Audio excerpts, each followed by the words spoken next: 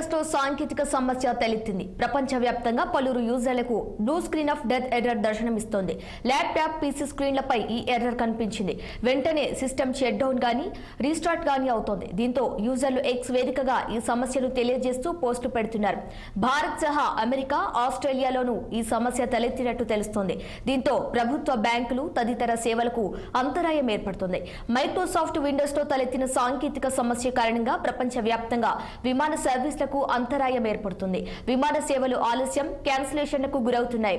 అమెరికాలో frontier airlines సంస్థ కొన్ని విమానాలను రద్దు చేస్తున్నట్లు కూడా ప్రకటించింది. భారత్లోనూ ఇండిగో, ఆకాశ, spice jet, air India express సేవలపై దీని ప్రభావం పడింది.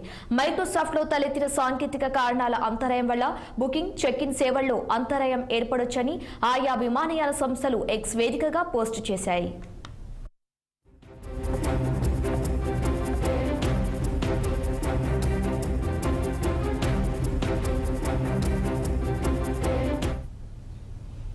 మైక్రోసాఫ్ట్ విండోస్ లో తలెత్తిన సాంకేతిక సమస్యకు సంబంధించి మరింత సమాచారం మా ప్రతినిధి అశోక్ అందిస్తారు. అశోక్, చెప్పండి.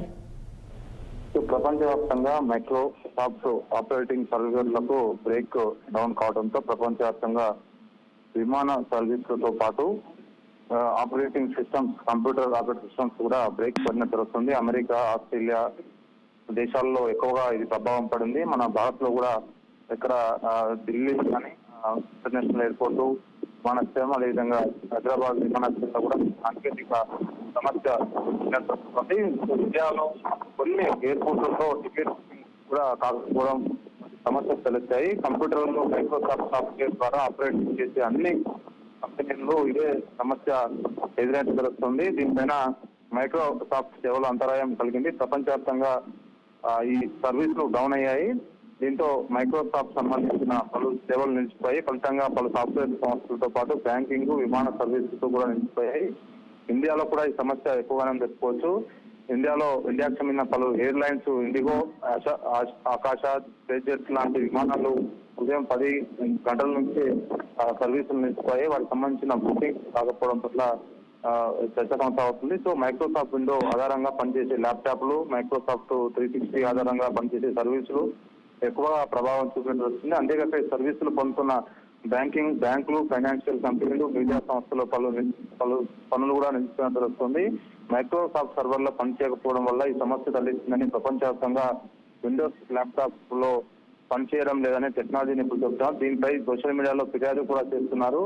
తమ ల్యాప్టాప్లు పనిచేయడం సైబర్ దాడులు సైతం గురయ్యాయని యూజర్లు గగ్గోలు పెట్టిన సందర్భాలు కూడా ఉన్నాయి. కొంతమంది యూజర్లు ఫేస్బుక్ ద్వారా, ట్విట్టర్ ద్వారా, ఇన్స్టాగ్రామ్ ద్వారా హ్యాష్ ట్యాగ్ పెట్టి మైక్రోసాఫ్ట్ ట్యాగ్ చేస్తున్నారు. సో చాలా మంది సమస్య తలెత్తున్నాయి. ముఖ్యంగా ఐటీలో కంపెనీలో పనిచేసే వాళ్ళకు కూడా ఈ సమస్య తలెత్తుందో దీన్ని ఎలా చేయాలని పైన మైక్రోసాఫ్ట్ అయితే టీం పనిచేస్తుంది, దీన్ని గ్రౌండ్ వర్క్ చేస్తుంది. ఎందుకు ఈ సమస్య తలెత్తిందని పైన కూడా చర్చ అయితే కొనసాగుతుంది. వాళ్ళ సంబంధించిన టీం పనిచేస్తున్నట్టు తెలుస్తుంది. దీనిపైన అంటే సాంకేతికంగా ఏమైనా ప్రాబ్లమా లేకపోతే ఎవరైనా సైబర్ అటాక్ చేశారని దానిపైన కూడా మైక్రోసాఫ్ట్ సంబంధించిన టీము దాన్ని ఎప్పటికప్పుడు అబ్జర్వ్ చేసినట్టు తెలుస్తుంది. సో ఇంకా 74% మంది, అంటే ప్రపంచవ్యాప్తంగా 74% మంది మైక్రోసాఫ్ట్ యూజర్లకు ఈ ప్రభావం కలిగినట్టు తెలుస్తుంది. కాబట్టి ఎందుకు ఈ ప్రాబ్లం కలిగిన పైన కూడా మైక్రోసాఫ్ట్ యాజమాన్యం ఎంక్వైరీ మొదలు పెట్టింది. దానికి సంబంధించిన టెక్నికల్ సమస్యలను కూడా త్వరితగతిన పూర్తి చేస్తాము, ఆ సమస్యను తెలుసుకొని వాటిని పూర్తి చేస్తామంటూ మైక్రోసాఫ్ట్ సంస్థ స్పష్టం చేసింది. సో ఓవరాల్ గా అయితే ఈ ప్రపంచం వ్యాప్తంగా ఈ ప్రభావం పడింది. కేవలం భారతదేశంలో కాదు, ఆస్ట్రేలియా, అమెరికా లాంటి అగ్రదేశాల్లో కూడా ఈ సమస్య తలెత్తడంతో యూజర్లు అయితే ఒక్కసారిగా ఆందోళన మొదలుపెట్టారు. సో వారికి సంబంధించిన ప్రభావం చాలా వరకు బ్యాంకింగ్ సేవలు, వీకెండ్స్ కాదు, వర్కింగ్ డే కాబట్టి ఈ బ్యాంకింగ్, విమాన సర్వీసులు, ఇతర ఐటీ కంపెనీలకు సంబంధించిన కంపెనీలపై పెద్ద ఎత్తున ప్రభావం పడడం, చాలా వరకు నష్టం జరిగి పలు కంపెనీలు కూడా వాపోతున్నాయి. సో ఓవరాల్ గా ఇలా కావడం మొదటిసారి మైక్రోసాఫ్ట్ సంబంధించింది. సో కాబట్టి మన దాన్ని ఎలా అధిగమిస్తారని మాత్రం వేచి చూడాల్సిన అవసరం. Okay, right Ashok, thank you.